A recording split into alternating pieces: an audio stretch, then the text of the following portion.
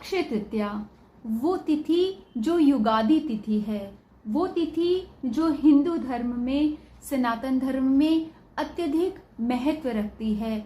वो तिथि जिस दिन कोई भी शुभ या अशुभ कर्म अगर किया जाए तो उसका फल अक्षय होता है।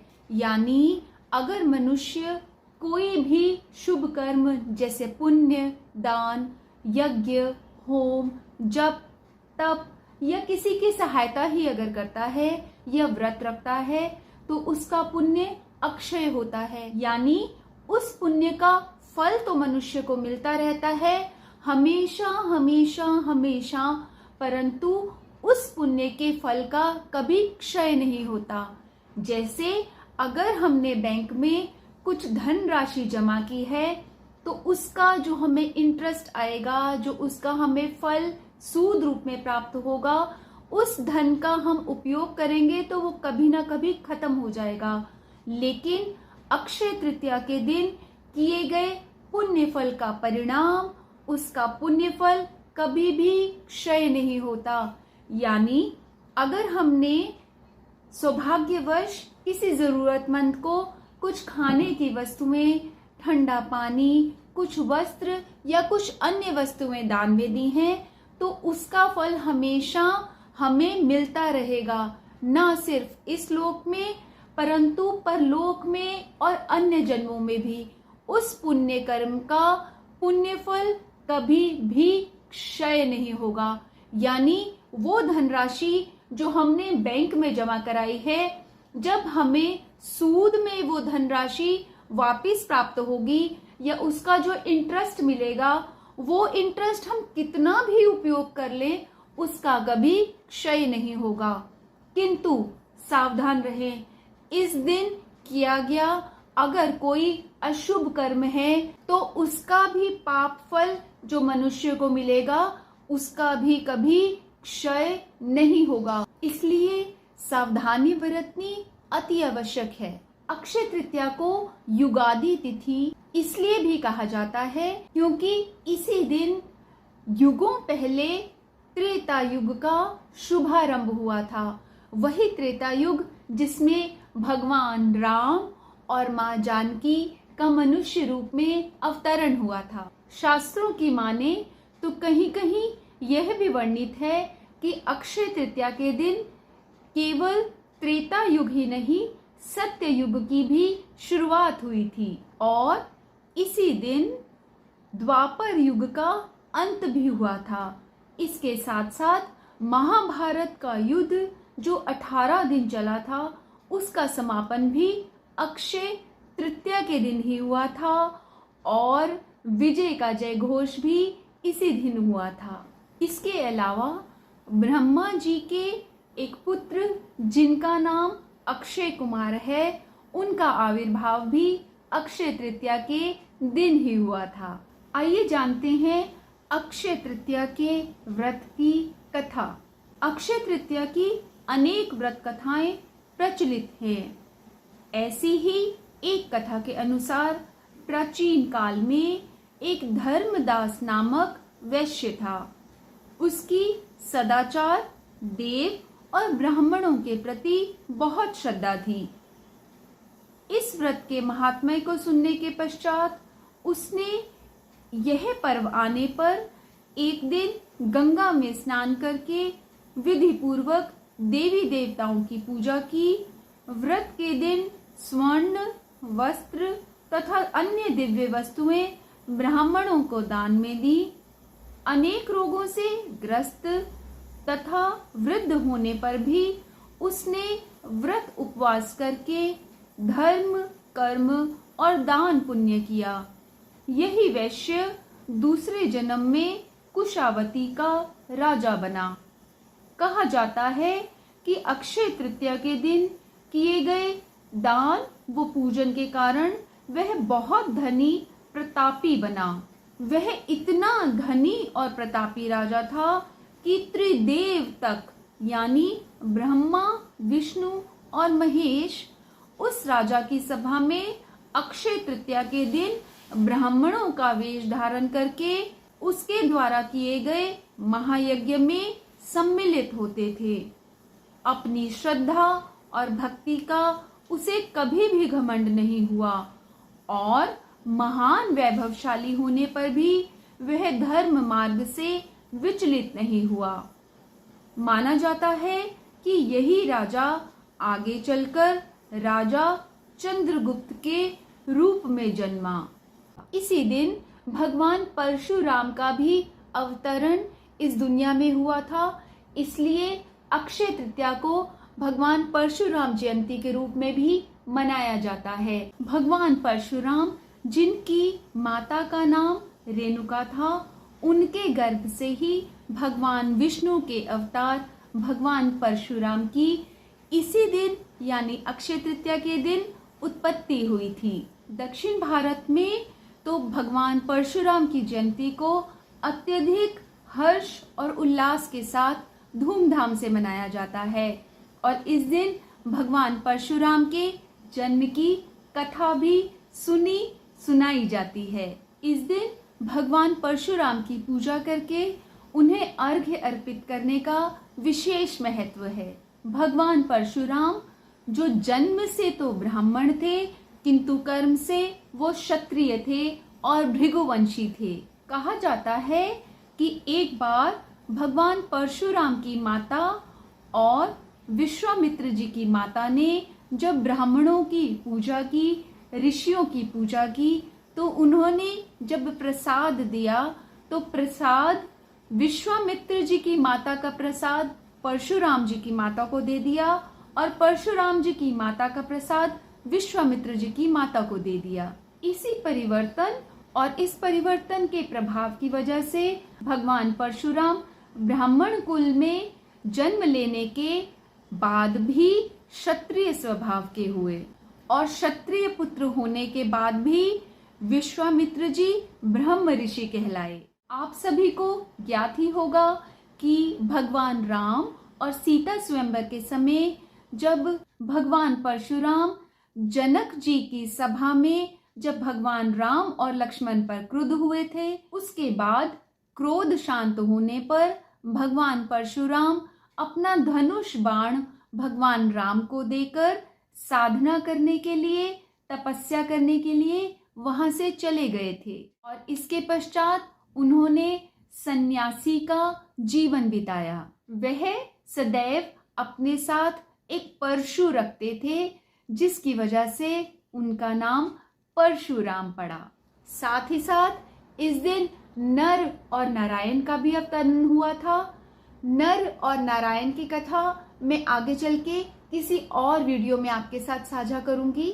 इसके अलावा इसी दिन युग आदि में यानी किसी और युग में हयग्रीव अवतार भी हुआ था। वो अवतार जिसमें भगवान विष्णु का मुंह यानी गर्दन से ऊपर का हिस्सा घोड़े के रूप में था, हय के रूप में था, इसलिए इस अवतार को हयग्रीव अवतार भी कहा जाता है, जो कि वैशाख मास के शुक्ल पक्ष की तृतीया यानी अक्षय तृतीया के दिन ही हुआ था। इसके अलावा अक्षय तृतीया को ही बद्रीनाथ के किवाड़ भक्तों के लिए दर्शनार्थ खोले जाते हैं। अक्षय तृतीया को ही एक और महत्वपूर्ण घटना घटित होती है हर वर्ष, यानी वृंदावन में जो बांके बिहारी की मूर्ति है, प्रभु की मूर्ति है, उसमें भगवान के श्री चरणों के दर्शन भक्तों को प्राप्त होते हैं।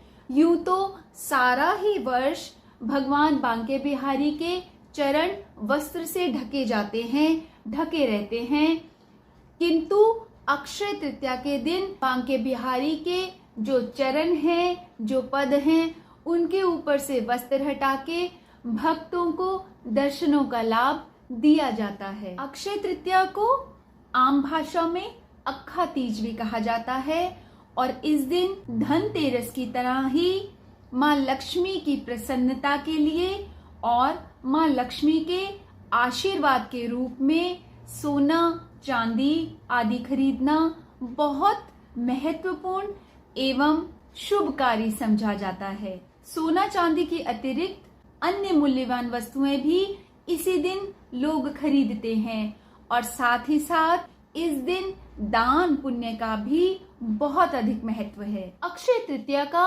एक अत्यंत महत्वपूर्ण तथ्य यह भी है कि इस दिन सारा ही दिन अबूझ मुहूर्त होता है। वही अबूझ मुहूर्त जो कि बसंत पंचमी वाले दिन भी होता है। यानी इस दिन मनुष्य को यदि कोई भी मांगलिक कार्य करना हो, जैसे नए घर में प्रवेश, वाहन की खरीदारी, सोने चांदी की खरीदारी, कोई संस्कार बच्चों का करवाना हो या फिर सगाई या विवाह जैसे संस्कार भी, इस दिन मुहूर्त देखने की बिल्कुल भी आवश्यकता नहीं होती, क्योंकि ये सारा ही दिन अबूझ मुहूर्त की तरह होता है। यानी शुभ मुहूर्त बूझने की कोई आवश्यकता नहीं होती। मनुष्य चाहे तो कोई भी शुभ कार्य सारा ही दिन इस दिन कर सकता है, या यूं कहें कि ये सारा ही दिन स्वयं सिद्ध मुहूर्त के नाम से जाना जाता है, जिसमें वो मुहूर्त पहले से ही शुभ सिद्धि का योग लेकर आता है। इसलिए अक्षय तृतीया के दिन प्रातः काल सुबह सवेरे जल्दी उठकर हो सके तो गंगा स्नान या फिर किसी अन्य तीर्थ स्थल पर जाके स्नान करें। न हो सके तो अपने घर में ही स्नान के जल में कुछ बूंदे गंगा जल की डाल के ओम ह्रीम गंगाए ओम ह्रीम स्वाहा, ओम ह्रीम गंगाए ओम ह्रीम स्वाहा, यह मंत्र बोल के मौन होकर स्नान करें। तत्पश्चात सूर्य भगवान को अर्घ्य दें, भगवान विष्णु, लक्ष्मी और अन्य देवी देवताओं का पूजन करें, उन्हें धन्यवाद करें कि हे प्रभु, आज मैं जीवित हूँ, आज मैं इस युगादि तिथि में अक्षय तृतीया के परम पावन दिवस पर आपकी पूजा करने के लायक हूँ। दीपक जलाएं, भगवान से अपने लिए क्षमा प्रार्थना करें, अपने परिवारजनों के लिए शुभता का आशीष पाएं और भगवान को गंध, पुष्प, धूप, दीप, नैवेद्य, अक्षत आदि समर्पित करें और सारा ही दिन जय माँ लक्ष्मी, जय माँ लक्ष्मी या कोई और माँ लक्ष्मी का मंत्र और ओम नमो भगवते वासुदेवाय या फिर सिर्फ हरे राम राम राम हरे हरे, हरे कृष्ण कृष्ण कृष्ण हरे हरे या फिर किसी भी अन्य देवी देवता का नाम जप सारा ही दिन अपने मन में रखें, अपने जीवा के अग्रभाग में रखें। वाचिक, उपांशु या फिर मानसिक रूप से निरंतर जप करते हुए बहुत ही सादगी से, हर्ष और उल्लास के साथ पुण्य कर्म करते हुए यह दिन बिताएं। हो सके तो यथासंभव जरूरतमंदों को, किंतु सुपात्र को दान दें, दीप दान करें और अक्षय तृतीया का व्रत पर्व मनाएं। ऐसा करने से प्रभु अवश्य ही आपको सभी सुख प्रदान करेंगे और इस लोक में ही नहीं परलोक में भी आपकी सद्गति होगी। क्योंकि कई बार एक ही तिथि विशेष में एक से ज्यादा तिथियां होती हैं। जैसे द्वितीया अगर क्षय तिथि है तो उसके साथ ही एक ही दिन तृतीया भी शुरू हो जाती है, या फिर किसी एक दिवस में तृतीया और चतुर्थी एक साथ आती हैं। तो यदि अगर अक्षय तृतीया वाले दिन के समय ही चतुर्थी यानी विनायक चतुर्थी, जिसे आम भाषा में गणेश चतुर्थी भी कहा जाता है, वह चतुर्थी अगर लग जाती है तो उस दिन अक्षय तृतीया के साथ गणेश चतुर्थी का संयोग हो जाने से वह तिथि अत्यधिक फलदायी होती है। एक तो अक्षय तृतीया ही बहुत ही पुण्यवान और अत्यधिक फल देने वाली है, साथ ही भगवान गणेश अपने भक्तों को रिद्धि सिद्धि देते हैं और सभी संकटों से, विघ्नों से उनका बचाव करते हैं। और यदि ये दोनों ही तिथियां एक ही दिन में मिल जाएं और मनुष्य संयमी रहकर व्रत, पूजन, जप, तप, दान इत्यादि करे तो ऐसे दिन में किए गए व्रत, जप, तप, दान और अन्य पुण्य कर्म के फल का वर्णन ही नहीं किया जा सकता। इसलिए अक्षय तृतीया के दिन को एक व्रत की तरह, एक उत्सव की तरह मनाना चाहिए। नए वस्त्र धारण करें, हो सके तो आभूषण धारण करें, प्रसन्न चित्त रहें, भगवान का धन्यवाद करें, हो सके तो फलाहार नहीं तो सात्विक भोजन करें और प्रभु का धन्यवाद करें। एक और बात, अक्षय तृतीया के दिन यदि सोमवार हो, रोहिणी नक्षत्र हो, यानी तृतीया तिथि, सोमवार और रोहिणी नक्षत्र, तो यह एक दुर्लभ संयोग होता है। अगर आप इस वीडियो को देख रहे हैं जो कि 2024 में बनाया गया है, इसके पश्चात कभी भी अगर अक्षय तृतीया आए और अगर आपको याद रहे कि इस दिन सोमवार है और रोहिणी नक्षत्र है, तो उस दिन का अत्यधिक लाभ उठाने का अधिकाधिक प्रयत्न करना चाहिए, क्योंकि कुछ ऐसी तिथियां, व्रत व त्योहार होते हैं जिसमें अगर आप 1 रुपए का भी कोई पुण्य कर्म करेंगे तो उसका अनंत फल प्राप्त होता है। और उस अनंत यानी अक्षय फल प्राप्ति के दिन पर अगर ये नक्षत्र और वार मिल जाएं तो फिर तो सोने पर सुहागा। शास्त्रों की माने तो क्योंकि इस दिन भगवान परशुराम जयंती, हयग्रीव जयंती और नर नारायण जयंती तीनों ही एक दिन होती हैं, इसलिए प्रातःकाल जल्दी स्नान करके भगवान का षोडशोपचार विधि से पूजन करना चाहिए। उन्हें पंचामृत से स्नान करवाएं, सुगंधित पुष्पमाला पहनाएं और नैवेद्य में खासकर नर नारायण के लिए सेके हुए जौ या गेहूं का सत्तू, भगवान परशुराम के निमित्त कोमल ककड़ी और भगवान हयग्रीव के निमित्त भीगी हुई चने की दाल अर्पित करें।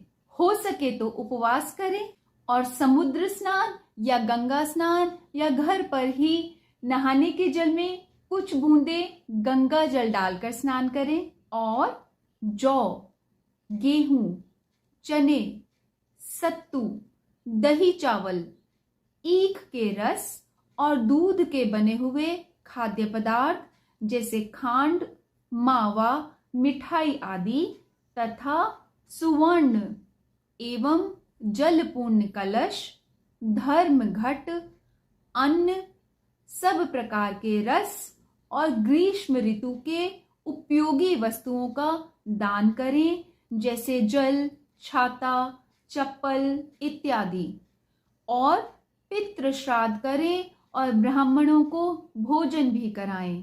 यथाशक्ति यथासंभव यह सब करने से अनंत यानी अक्षय फल की प्राप्ति होती है। क्योंकि अक्षय तृतीया को ही भगवान परशुराम की जयंती मनाई जाती है, इसलिए भगवान परशुराम की प्रसन्नता के लिए मनुष्य को विशेष साधन करने चाहिए। क्योंकि भगवान परशुराम का जन्म विशाख मास के शुक्ल पक्ष की तृतीया को रात्रि के प्रथम प्रहर में हुआ था, इसलिए जिस दिन शाम के समय या प्रदोष काल में तृतीया हो, उस दिन भगवान परशुराम की जयंती मनानी चाहिए। इसलिए इस दिन प्रातःकाल स्नान के पश्चात भगवान परशुराम का विशेष पूजन करें और ब्रह्मत्व की प्राप्ति के लिए इस मंत्र का उच्चारण करना चाहिए। मम ब्रह्मत्व प्राप्ति कामनया परशुराम पूजन महम करिष्ये। मम ब्रह्मत्व प्राप्ति कामनया परशुराम पूजन महम करिष्ये। यह संकल्प करके सायंकाल तक मौन रहे और सायंकाल में पुनः स्नान करके भगवान परशुराम का पूजन करें। भगवान परशुराम को अर्घ्य दें और अर्घ्य के समय इस मंत्र का उच्चारण करें। जमदग्नि सुतो वीर क्षत्रियांत कर प्रभु गृहाणार्घ्यम मया दत्तम कृपया परमेश्वर। क्योंकि भगवान परशुराम ऋषि जमदग्नि के पुत्र थे, इसीलिए इस मंत्र को उच्चारण करके भगवान परशुराम को अर्घ्य दें और रात्रि भर भगवान राम के किसी भी मंत्र का उच्चारण करके जाप करें। यह सिर्फ जय श्री राम या फिर श्री राम जय जय राम, श्री राम जय जय राम, इस नाम का उच्चारण करें और जागरण करें। शास्त्रों की माने तो इस विधि से अगर मनुष्य सच्ची भावना और शुद्ध पवित्र मन से भगवान परशुराम की पूजा करता है तो उसे अवश्यमेव ब्रह्मत्व की प्राप्ति होती है। अक्षय तृतीया के दिन ही माँ लक्ष्मी भगवान विष्णु के अलावा गौरी माता यानी पार्वती माता की भी पूजा करने का अत्यधिक महत्व व शास्त्र सम्मत विधान है। इस दिन माँ पार्वती का प्रीति पूर्वक पूजन करें, उन्हें पुष्प अर्पित करें, नैवेद्य अर्पित करें और एक धातु जैसे पीतल, तांबे, हो सके तो चांदी या सोने के घट में या फिर केवल मिट्टी के ही घड़े में जल, फल, पुष्प, गंध, तिल और अन्न भरकर उसे किसी सुपात्र को दान करें। हो सके तो दान करते समय इस मंत्र का उच्चारण भी कर सकते हैं। एष धर्म घटो दत्तो ब्रह्म विष्णु शिवात्मकः, अस्य प्रदानात् सकला मम संतु मनोरथाः। ऐसा करने से मनुष्य को माँ गौरा पार्वती का आशीर्वाद प्राप्त होता है। तो आइए मिलकर हम जानते हैं अपने शास्त्रों को, जानते हैं अपने पुराणों को और हमारे सनातन धर्म में जितने भी व्रत, पर्व व त्योहार हैं उनमें छोटी से छोटी और बड़ी से बड़ी चीज को, बात को, तथ्य को, सत्य को पूर्णतः या अधिकाधिक जानकर, समझकर अपनी समझ को आगे बढ़ाते हैं और अपने इस दुर्लभ मनुष्य जन्म को सफल बनाने का प्रयास करते रहते हैं। कोशिश रहेगी कि यह दुर्लभ मनुष्य जन्म जो हमें मिला है वह अधिक से अधिक सफल हो और हम पर भगवान विष्णु की, माँ लक्ष्मी की और सभी देवी देवताओं की कृपा हमेशा बनी रहे। आपका शुभ हो। ओम नमो भगवते वासुदेवाय। अक्षय तृतीया की आप सभी को ढेर सारी शुभकामनाएं।